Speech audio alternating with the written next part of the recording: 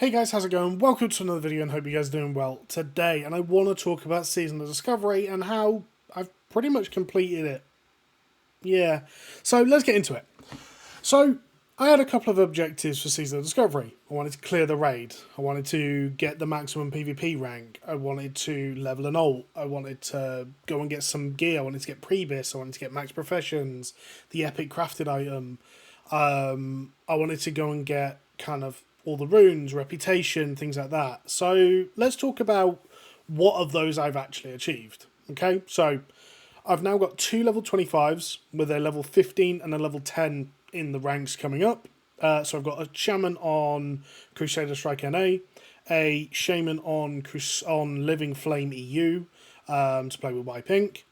So them two are both 25, both ready for the raid. One's already cleared it multiple times. One goes in there today, actually, like in 12 hours time. I'm going to the first raid on my second Shaman. I'm leveling a mage and a third shaman currently. So, I mean, there's just kind of characters all over the place, but they're done. I wanted to go and do the rank 3 grind, the max PvP grind, which was amazingly fun. It really was. But I did it in a pre-made.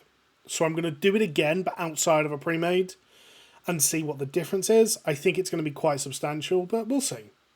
But other than that, like, doing it was very fun. And it's a low amount that it's very achievable.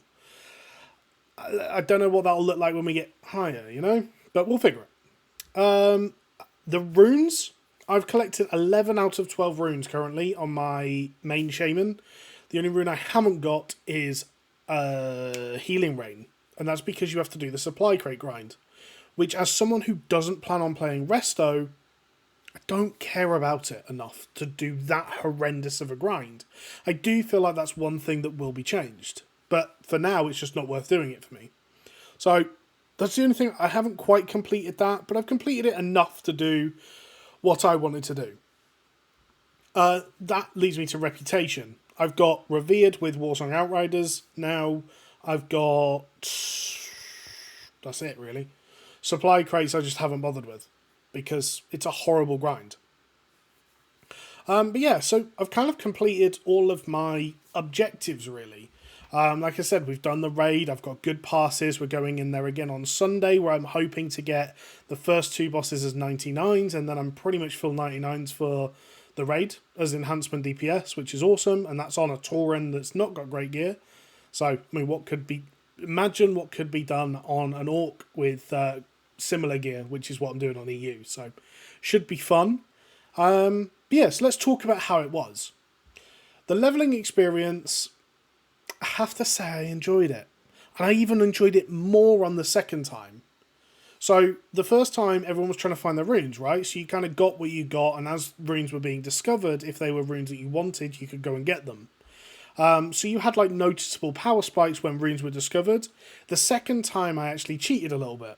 When I say cheated, it's not cheating, but I went and had someone boost me through Stone Talon Mountains to kill one mob for my Shamanistic Rage. I had someone purge the mob in Barrens for me to get my Way of Earth. Which means at like level 8, level 9, I was running around with like runes that you normally wouldn't have got till very late. I mean, Way of Earth, you normally get it at level 12 when you get Purge. The Stone Talon one for Shamanistic Rage is like level 20. So you'd expect later on in your leveling to get those power spikes, but because I had them so early, they were really, really good. I mean, I never run out of mana pretty much on my Orc Shaman while leveling, which is just crazy. So overall, I mean, leveling the second Shaman was actually very fun. I've just started my Mage. 1 to 12 on the Mage was horrific, potentially the worst leveling experience I've ever done. As soon as I hit 12, I got Regeneration, Living Bomb, Living Flame, all of these good spells, and the leveling just became a joke. I'm pulling 7, 8 mobs at a time, sitting down, drinking, and doing the same again. I'm completing quests very quickly, and I'm leveling very quickly as well. So, all in all, it's going well. In terms of Ashen Vale, they have just changed Ashen Vale today. If you're not aware, they've changed it, so the end boss is much harder, so you need to kill the generals. You get 100 rep or 200 rep per boss, with the final boss giving more. I think in total you get like 900 rep per run, and then you get the trash mobs around it as well. I haven't actually done it yet, so I'll be doing that in the next day or so and trying to get a video out on it so you guys know what's up. But pre-change, it was very bad. It was probably the worst part of Season Discovery for me. The fact that they've changed it so quickly just shows that they're actually interested in the game, which is awesome. I'm really, really happy with that.